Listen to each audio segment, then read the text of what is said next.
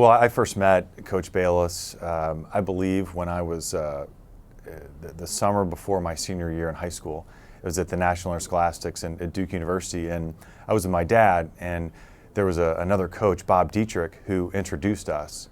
And at the time, I was interested in playing for Bob Dietrich, but we had a brief 5-minute conversation, and after that, my dad said to me, Chuck, that's the man you need to play for.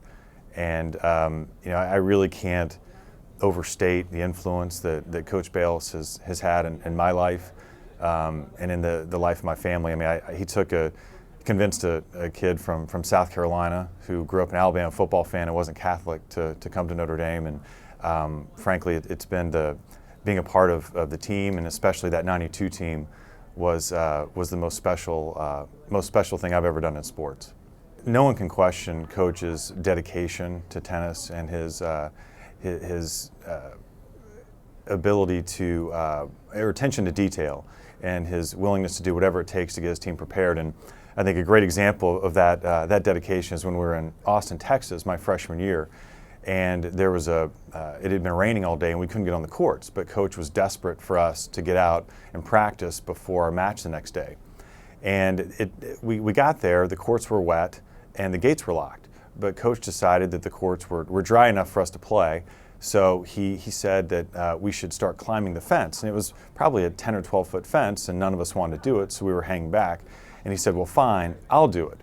And he climbs the fence, and he climbs over to the other side, and he's hanging from the top of the fence, and he looks over at us and says, guys, this is easy, it's no problem, come on. And he drops, and when he drops, he lands and doubles over in pain because he's done something to a disc in his back. So the funny part was, 5 minutes later, the facility director came, unlocked the gates, we went and played for an hour and a half, and he sat there on the side of the court with his knees to his chest. I want Coach to know that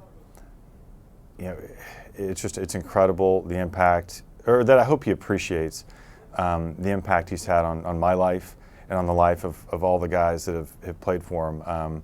When I hear the word coach, I think of Coach Bayliss. I mean, for me, he's the gold standard, and I think in anyone's estimation, he's had a Hall of Fame career, and I feel incredibly blessed and fortunate to have had the opportunity to play for him.